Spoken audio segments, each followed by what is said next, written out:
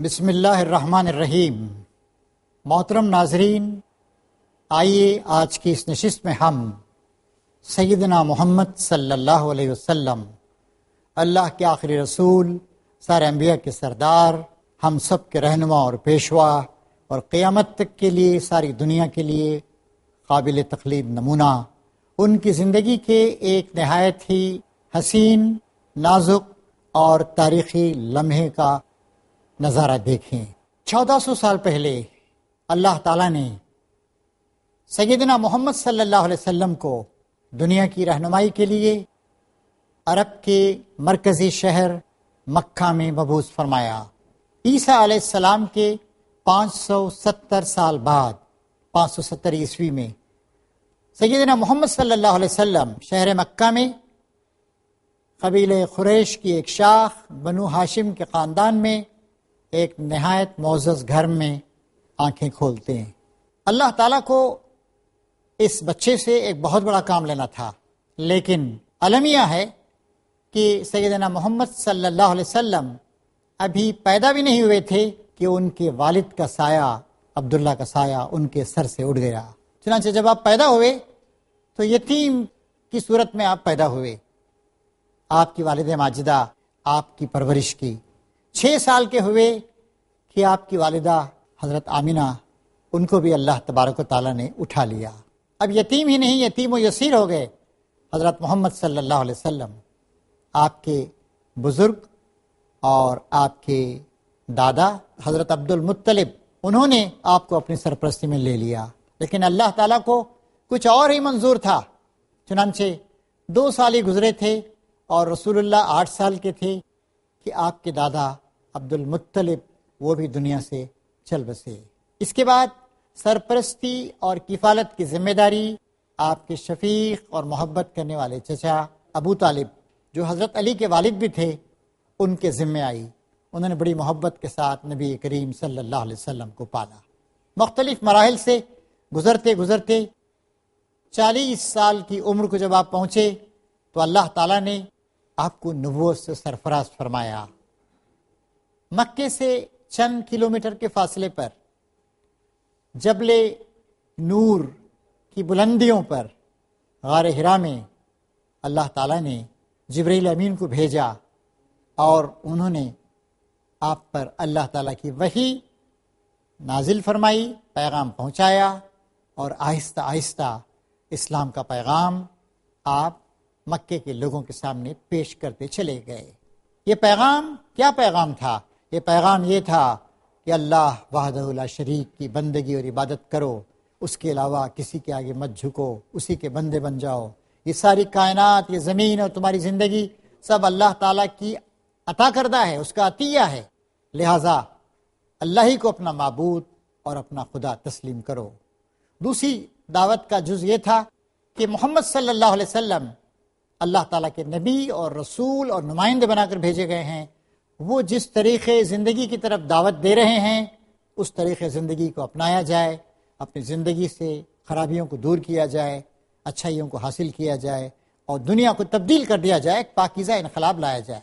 شروع میں نبی کریم صلی اللہ علیہ وسلم کی اس دعوت کو حیرت کے ساتھ سنا گیا، لیکن پھر جب مکے کے لوگوں نے محسوس کیا کہ یہ دعوت ان کی جو باتیں ہیں اس کے خلاف پڑتی ہے اور ان کی سیادت کے لیے اور ان کی لیڈرشپ کے لیے خطرہ ہے، انہوں نے مخالفت شروع کر دی، کیونکہ وہ باپ دادا کی باتوں کو اور اپنے غلط تصورات کو ترک کرنے کے لیے تیار نہیں تھے۔ آپ کے ساتھیوں کو ستایا جانے لگا، برا بھلا کہا جانے لگا، مختلف طرح کی پریشانیاں آتی رہیں۔ پھر ایک مرحلہ آیا کہ آپ نے اپنے ساتھیوں کو اس بات کی اجازت دی کہ وہ ہجرت کر کے حبشہ چلے جائیں، جسے آج ہم ایتھوپیا کہتے ہیں۔ 2 بار اس طریقے سے ہجرت ہوئی، لیکن حضور کی دعوت آگے بڑھتی رہی، اچھے لوگ، سعید روحیں اسلام کی طرف آتی رہیں۔ آخر کار مکے کے لوگوں نے دیکھا کہ اب اسلام کی دعوت مکے سے آگے بڑھ کر اور جگہوں پر بھی پہنچ رہی ہے، مدینے کے لوگ بھی اسلام قبول کر رہے ہیں، اور ان کو اس بات کا اندیشہ ہوا کہ ان کی جو بت پرستانہ زندگی، مشرکانہ زندگی، شراب اور جوئے میں ڈوبی ہوئی زندگی ہے، وہ کہیں ختم نہ ہو جائے۔ چنانچہ انہوں نے رسول اللہ کو بھی اذیتیں دینے شروع کر دیں، برا بھلا کہا، بد دعائیں دیں، گالیاں دیں، ایک سخت قسم کا مرحلہ آیا۔ آخر کار انہوں نے طے کیا کہ نعوذ باللہ رسول اللہ کو قتل کر دیا جائے۔ کئی تجویزیں سوچی گئیں، حضور کو وہاں سے نکال دیا جائے، یا حضور کو قید کر دیا جائے، یا یہ کہ آپ کو قتل کر دیا جائے۔ ابو لہب اور ابو جہل جو حضور کے رشتے کے، ابو لہب تو حضور کے سگے چچا تھے اور ابو جہل رشتے کا چچا تھا، یہ بڑے ہی نالائق قسم کے سردار تھے۔ انہوں نے مشورہ دیا کہ نہیں، اگر ہم انہیں نکالیں گے تو جہاں بھی جائیں گے لوگ ان کی دعوت کو قبول کریں گے اور ہمارے لیے خطرہ پیدا ہو جائے گا، قید کریں گے تو ان کے ساتھ ہی ان کو چھڑا لیں گے، انہیں قتل کر دینا چاہیے۔ کتنا شرمناک، کتنا دردناک فیصلہ تھا کہ نیکی، خدا پرستی، پاکیزگی اور انسانیت کی دعوت دینے والے نبی کو قتل کر دیا جائے۔ چنانچہ ایک منصوبہ بنایا گیا کہ قریش کے مختلف قبائل کے نوجوان، ان کو چنا گیا کہ ایک رات کو اچانک حملہ کریں اور نبی کریم صلی اللہ علیہ وسلم کا خاتمہ کر دیں۔ نبی کریم صلی اللہ علیہ وسلم اللہ تعالیٰ کی اجازت کے منتظر تھے، کیونکہ نبی کبھی بھی اللہ کی اجازت کے بغیر اپنا مستقر، اپنا سینٹر اور اپنا شہر چھوڑتا نہیں۔ آخر اجازت کا لمحہ آ گیا اور حضور سے کہا گیا، اے محمد صلی اللہ علیہ وسلم، آج تم کو اس شہر کو چھوڑ دینا ہے، مکے کو، اور مدینہ کی طرف تمہیں کوچ کرنا ہے۔ آپ نے اس بات کو بہت ہی خفیہ رکھا، کسی کو نہیں بتایا۔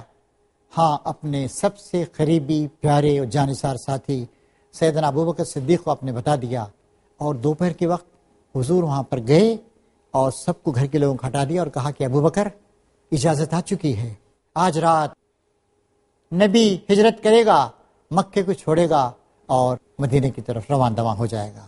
ابوبکر صدیق نے کہا، یا رسول اللہ، میرے ماں باپ آپ پر قربان، میں نے پہلے ہی سے ایک آدمی کا انتظام کر رکھا ہے تاکہ وہ ہمیں بالکل ہی لامعلوم قسم کے راستوں سے لے کر مدینہ تک پہنچا دے۔ میں نے 2 تیز رفتار اونٹنیاں بھی تیار کر رکھی ہیں۔ یا رسول اللہ، یہ میرے لیے خوش قسمتی کی بات ہے کہ مجھے اس ہجرت کے سفر میں، اس تاریخی سفر میں آپ کی معیت اور آپ کا ساتھ نصیب ہو رہا ہے۔ رات کا وقت تھا، نبی کریم صلی اللہ علیہ وسلم اپنے چھوٹے سے گھر میں موجود تھے، اور رات جیسے جیسے آگے بڑھنے لگی، دشمنوں کا نرغہ سخت سے سخت ہوتا چلا گیا۔ 12 نوجوان مختلف قبائل سے تعلق رکھنے والے تلواریں لے کر کھڑے ہوئے تھے۔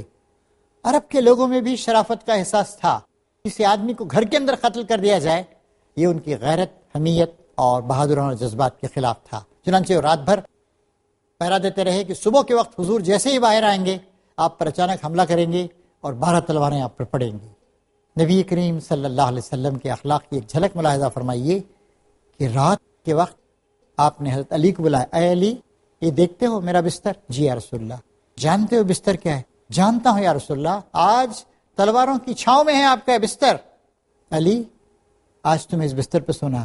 یا رسول اللہ، میرے ماں باپ آپ پر قربان، میرے لیے اس سے زیادہ اور بڑی بات کیا ہو سکتی ہے کہ اللہ کا رسول بچ جائے اور میں اس کی جگہ شہید کر دیا جاؤں، میں کٹ جاؤں اور اللہ کا رسول باقی رہے۔ یا رسول اللہ، آپ کو بہت بڑا کام کرنا ہے، آپ کے ذریعے سے اسلام کے نور کو مکمل ہونا ہے، آپ کے ذریعے سے 4 دانگے عالم میں اسلام کی روشنی کو پھیلنا ہے۔ خوشی خوشی میں سونے کے لیے تیار۔ ہاں علی، یہ دیکھو، یہ مختلف لوگوں کی امانتیں، اور یہ امانتیں کن کی تھی؟ ظالموں کی امانتیں، دشمنوں کی امانتیں، نقصان پہنچانے والوں کی امانتیں۔ اے علی، فلاں کا زیور ہے، کل صبح فلاں کو دے دینا، فلاں کی امانت ہے، اس کے سپرد کر دینا، فلاں کا روپیہ میرے پاس تھا، اس تک پہنچا دینا۔ کتنا اونچا اخلاق تھا۔ انک لعلی خلق عظیم، یقیناً آپ اخلاق کے نہایت اونچے مرتبے پر فائز ہیں کہ دشمنوں تک کے لیے آپ ان کے ساتھ بھی آپ انصاف کا معاملہ کر رہے ہیں، اور حضرت علی کے پاس وہ ساری کی ساری امانتیں سپرد کر رہے ہیں۔ آخر رات بھیگنے لگی، رات کی گہرائی زیادہ ہونے لگی، خاموشی تیز سے تیز تر ہونے لگی۔ وہ مخصوص لمحہ آیا جبکہ نبی کریم صلی اللہ علیہ وسلم باہر نکلے، اور اللہ تعالیٰ کو اپنے نبی کو بچانا تھا، یہ اللہ تعالیٰ کی منصوبہ بندی تھی۔ چنانچہ جو لوگ گھیرے ہوئے تھے چاروں طرف سے، ان پر ایک طرح کی نیند سی طاری ہو گئی، اور نبی کریم صلی اللہ علیہ وسلم جیسے مکھن میں سے بال نکل آئے، صاف اس طریقے سے نکل کر آپ ابوبکر صدیق رضی اللہ تعالیٰ عنہ کے گھر پہ پہنچے۔ پھر کہا کہ ابوبکر چلو۔ منزل کون سی تھی؟ غار ثور، مدینے سے جنوب میں چند کلومیٹر کے فاصلے پر. پہلے ایک پہاڑی پہ چڑھتے ہیں، تھوڑا سا اترتے ہیں، پھر ایک اور اونچی پہاڑی پہ چڑھتے ہیں. اس جگہ نبی کریم صلی اللہ علیہ وسلم رواں دواں تھے. محبت کا، جانثاری کا، وفاداری کا ایک اور منظر اس وقت ہمیں نظر آ رہا ہے. نبی کریم صلی اللہ علیہ وسلم ابوبکر صدیق کے ساتھ غار ثور کی خاموشی اور تنہائی میں جا کر روپوش ہو گئے. مدینے کا سفر ہے، ہجرت کے نازک لمحات ہیں، تنہائی ہے، خوف و دہشت ہے، اور ہم نبی کریم صلی اللہ علیہ وسلم کے ساتھ چلتے چلتے غار ثور کی تنہائیوں میں پہنچ گئے. کیسی خوش قسمتی ہمارے لیے، کاش ہم اس وقت حضور کے ساتھ ہوتے. واقعی اب ہم خیالات کی دنیا میں خیالات کے پروں پر سوار ہو کر نبی کریم صلی اللہ علیہ وسلم کے ساتھ ساتھ ہیں. یہ بھی ہمارے لیے کم خوش قسمتی نہیں ہے.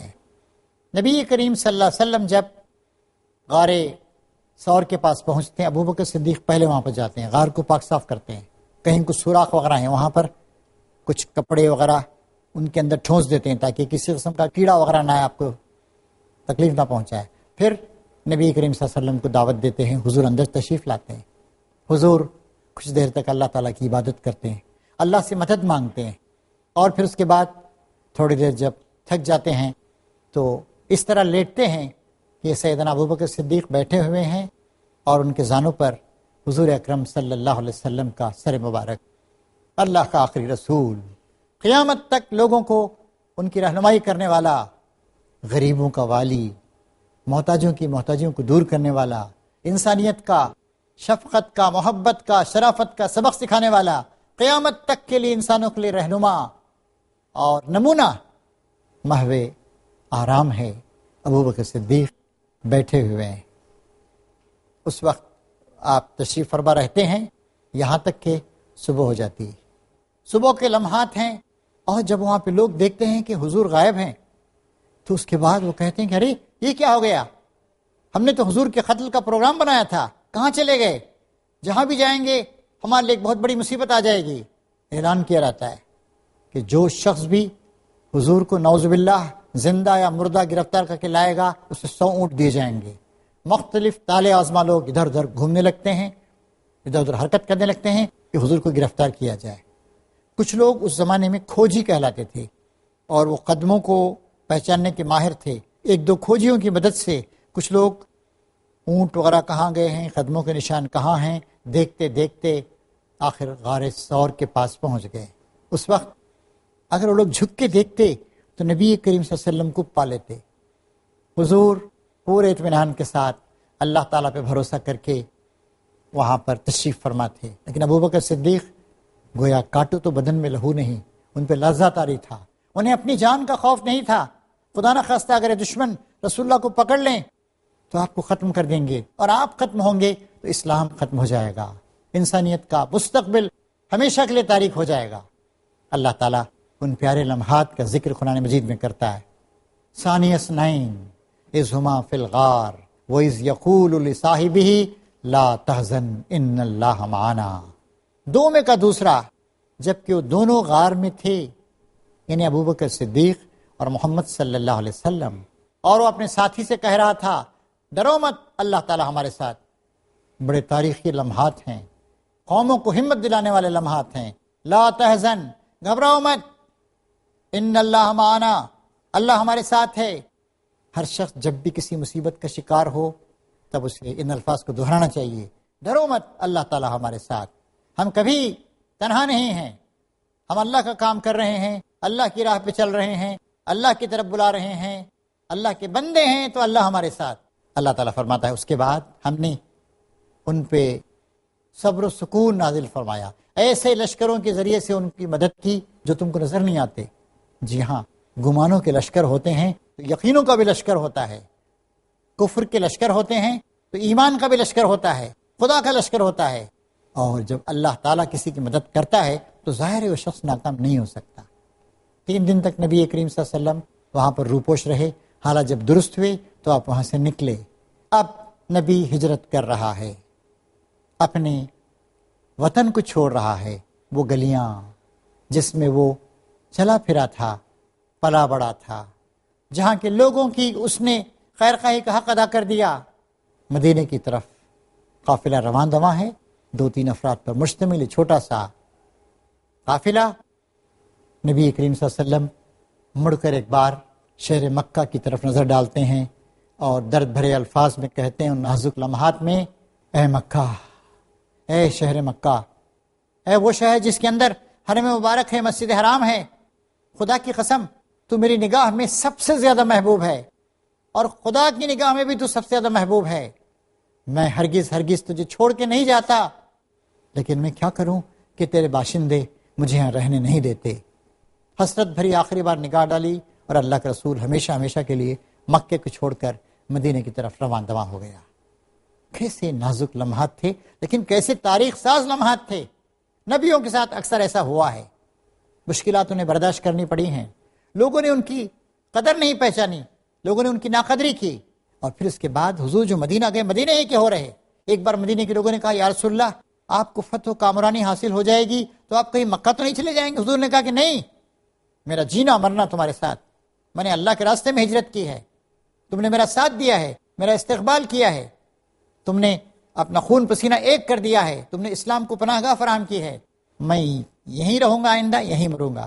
چنانچہ نبی کریم صلی اللہ علیہ وسلم کے انتقال کے بعد آپ کی قبر مبارک وہیں بنی، آپ نے مسجد نبوی وہیں آپ نے تعمیر کی۔ اس طریقے سے مکہ جہاں اللہ کا گھر ہے، دنیا کی پہلی مسجد ہے، اس کے ساتھ ساتھ مدینہ جہاں نبی کریم صلی اللہ علیہ وسلم کی مسجد ہے، آپ کی قبر مبارک ہے، اور آپ کی زندگی کے آخری 10 سال وہاں پہ گزرے، وہ بھی ہمارے لیے محترم اور متبرک ہو گیا۔